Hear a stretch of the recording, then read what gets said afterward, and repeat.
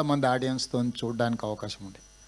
Going forward చిన్న థియేటర్లు multiplex రావడము, 60 మంది 100 మందితో 200 మందితో సినిమా చూడడము, ఆ ఫీల్ అనేది మిస్ అయిపోయినాం. ఇప్పుడు మళ్ళీ ఈ డాల్బీ థియేటర్ ఐ థింక్ మరి 500 సిట్టింగ్ కెపాసిటీ 700 సిట్టింగ్ కెపాసిటీ ఉండొచ్చు అనుకుంటున్నాను. ఇది ఇంతమందిలో కూర్చొని సినిమా చూస్తే ఆనందమే వేరు. ఎందుకంటే ఆడియన్స్ యొక్క రియాక్షన్ అనేది వీ కెన్ ఫీల్ డైరెక్ట్లీ. ఇట్లాంటి థియేటర్ టెక్నికలీ సౌండ్ ఇంత ఒక మంచి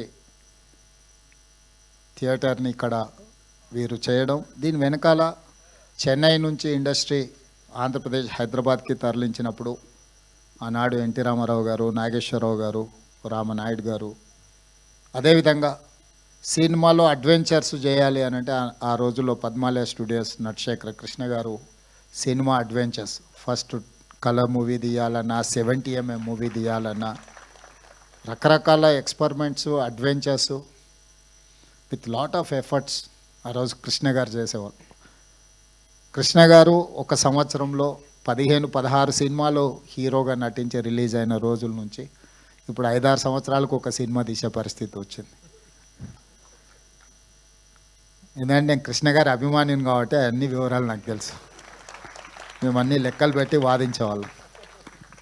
నేను వనపర్తిలో చదువుకునేటప్పుడు సినిమాలు అక్కడ రిలీజ్ అయ్యేటివి కాదు, అయితే హైదరాబాదు లేకపోతే కర్నూలు ఇట్లా కొన్ని ప్రాంతాల్లోనే సినిమాలు రిలీజ్ అయ్యాయి. మొదటి రోజు చూడాలంటే వనపర్తి నుంచి కర్నూలు 100 కిలోమీటర్స్ లారీలో ప్రయాణం చేసి సినిమా చూసి వచ్చేవాడిని నేను.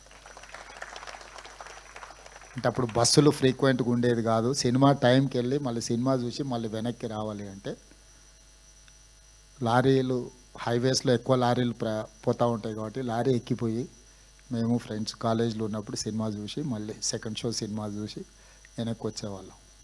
సో సినిమా అనేది మధ్యతరగతి వాళ్ళ మీద అత్యంత ప్రభావితం చూపిస్తుంది, మన లైఫ్ని ఇన్స్పైర్ చేస్తుంది.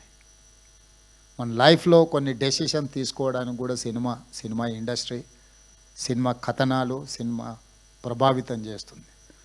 సినిమా అనేది ఒక కమర్షియల్ ఎలిమెంటే కాదు, సినిమా అనేది ఒక సోషల్ యాంగిల్లో అత్యంత ప్రభావితం చూపించగలిగిన industry.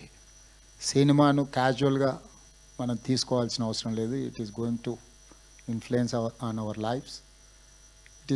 We have to recognise cinema as a industry.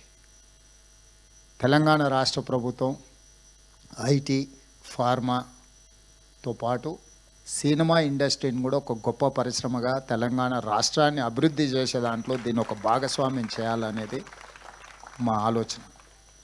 నేను చాలా సందర్భాలలో చెప్పిన, ఎట్లయితే హైదరాబాద్ నగరాన్ని బెంగళూరు, ఢిల్లీ, ముంబై, చెన్నై నగరాలతో మాకు పోటీ లేదు. మాకు role model China, South Korea, Japan, Singapore అని ఎట్లయితే చెప్తున్నానో, టోక్యో, సింగపూర్, న్యూయార్క్ నగరాలు మాకు పోటీ అని ఎట్లయితే చెప్తున్నానో, ఎవరైతే మాకు రోల్ మోడల్సో మేము వాళ్ళతోనే కాంపీట్ చేయదలుచుకున్నాం.